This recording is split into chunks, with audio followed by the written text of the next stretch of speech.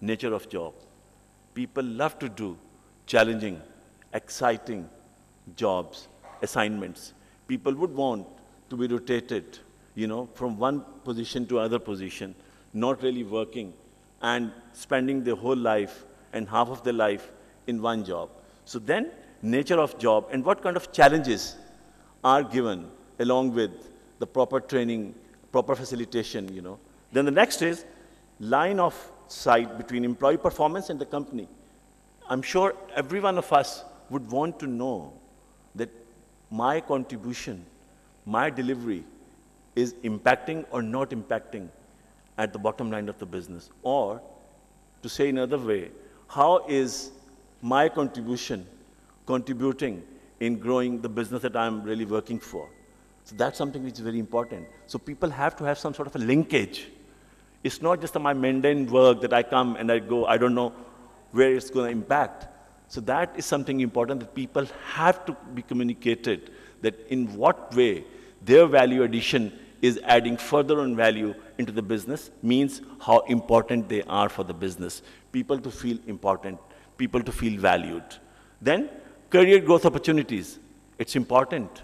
We can only have an engaging environment and a culture if people have growth opportunities in the career. There are avenues, there are openings available for people. Of course, that has to be dependent on what kind of knowledge, what kind of skill, what kind of competencies they have and they acquire. But at the end of the day, if there is no career and growth opportunity for people, I don't think they're going to be engaged. Moving on, pride about the company. People are proud to really work for the company that they are. They would want to refer their friend, their cousins, their people who they know of to their company. They drive some sort of esteem of their association with the company.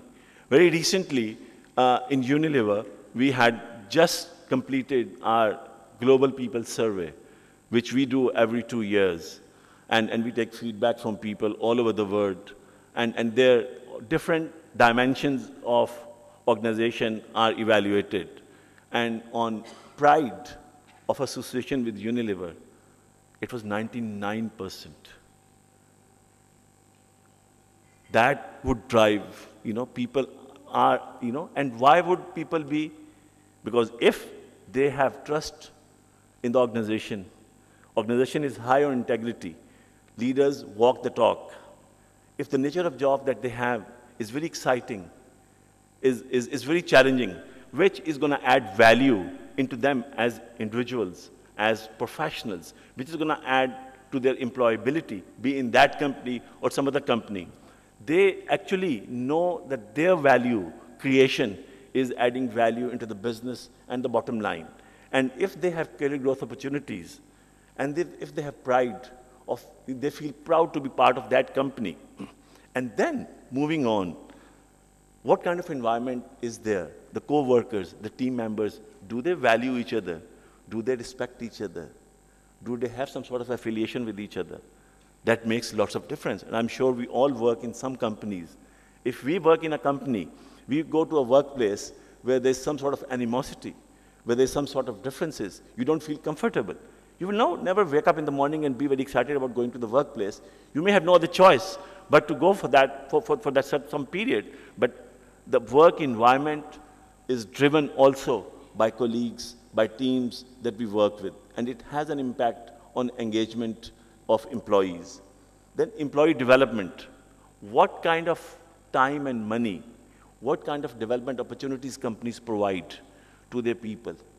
Because at the end of the day, if we say people are asset, if we say people are value creation, if we say people are the competitive edge for any growing and successful organization, every asset is devalued.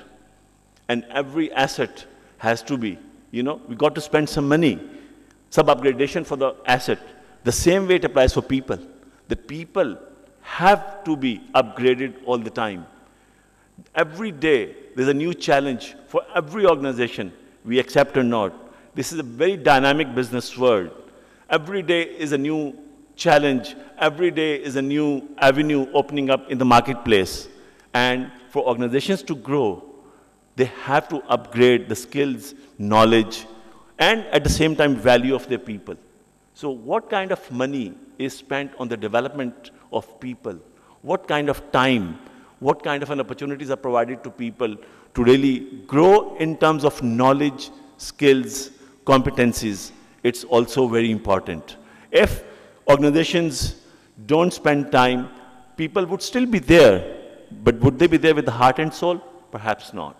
And the research has proven that. Then, relationship with one's line manager. The most important and critical part in all the process of employee engagement is one's immediate boss. How good, how engaging, how transparent, how caring, how supporting, how facilitating is the line manager.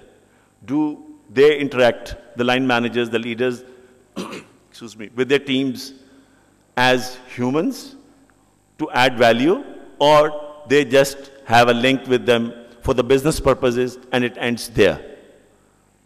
If it ends only with the business, it doesn't go beyond that, valuing people, linking with people, creating emotional bondages with people.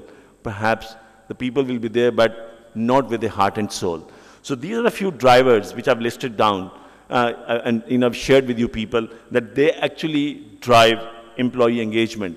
But then the question comes, okay, these are the drivers, but what kind of attributes, what kind of features we can talk about, or we can highlight, which we say that engaged employees will have or they will exhibit while at the workplace? For the first of all, features of engaged employees. They understand the business context and the bigger picture. If organization has shared its strategy, its mission, its vision with its people, and people understand that the bigger picture of the business, then they think they are part of that business. They are part of the process. They are not just part of a tiny process, while that tiny process, which is their immediate responsibility, which is their immediate accountability, but that is linked with the bigger picture. And they understand that bigger picture, and they're excited about that. Then we can say that people who have that linkage with the bigger picture, who understand the context of the business, they are engaged employees. Moving on, respectful to and helpful to colleagues.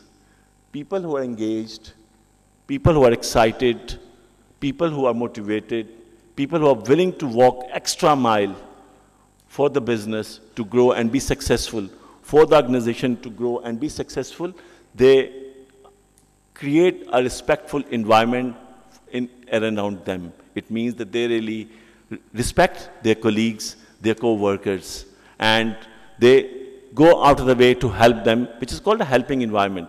While doing a job, we all have to be responsible for our outputs. We all have to contribute individually in line with our level of responsibilities and be held accountable for that, but at the same time to create an environment of helping and complementing each other as a team creates a very congenial and healthy environment. Then, as I said earlier, willingness to go extra mile. I come for an 8-hour job. I know I sleepwalk. This is my responsibility. I'm going to do that, and that's it. I don't care what happens afterwards. That's not the value. That's not the trait of an engaged employee. An engaged employee will always be willing to walk extra mile. And I'm sure that we all have an experience. If we look around the businesses which are growing, the organizations which are successful, we will see this kind of a passion and commitment in the people who are working in those organizations. It may not be 100% people, but I would say quite a vast majority of people will have that kind of a feel, will have that kind of a passion. Then, belief in the organization. That's another trait and feature of engaged employees, that they believe in that organization. And why would they believe in? Because they are linked with the bigger picture. They are excited about that. And they know that they are respected. They know that the organization has some values, some ethics, and they believe in that. And that belief creates some passion and some commitment. Then moving on, desire to work to make things better. Again, walking an extra mile. A person could come and just work for 8 hours or 10 hours, whatever the duty time is, or 6 hours. I would say, I'm sure engaged employees will not even work for 8 hours. They will rather work for 5 hours or 6 hours. But people who are engaged, they own that business. They own every process that they are going through. And then they want to make a difference, a positive difference, you know, in and around the environment and build the business for growth. And then engaged employees also are very passionate about self-development, are very selfish for them to grow at the same time. So they keep themselves abreast with the development of their own field. They know what's happening around them in their field, and they keep themselves updated. They are always upgraded. Now, after seeing the drivers of engaging employees and features and traits of engaged employees, what impact all these have on people? First is emotional attachment. People who are engaged, they have some sort of emotional attachment with the company. They believe in the mission and vision and the strategy of that company, and they're willing to go extra mile. They know that this workplace is a workplace which they want to make a difference, create a difference for others, and they want to build on that. Then they have involvement. They are involved in the process of decision taking. They are involved in the process of policy making, of course, in a different sphere, in their own way. But the involvement of these people is there.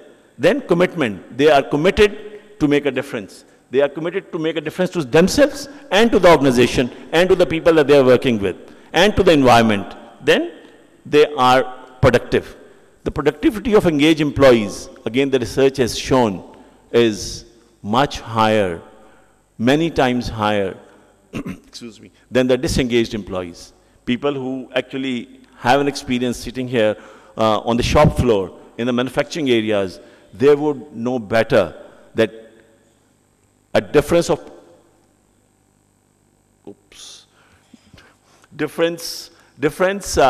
in productivity matters between engaged and disengaged workforce, wastages, engaged and disengaged workforce. So these are the things which I'm talking about. Then, of course, there's a diagnostic tool which is available. I think that paucity of time, I have to move on. But one thing which I would like to share quickly, there is a tool available for all of us to at least practice, you know, if not 100%, some part of it. Or if not, actually practice, if you're practicing, at least see where we are in terms of engaging our teams, engaging our employees. Because at the end of the day, we all have responsibility in our organizations to try and contribute, you know, with reference to our sphere of influence. It is called the 10 C's tool. There are 10 C's which actually, if connected properly, will help create an engaging environment. And those 10 C's are connect, career, clarity, convey, congratulate, contribute, control, collaborate, credibility, confidence. At least we in Unilever, in one way or the other, have tried this. And I think we've been successful.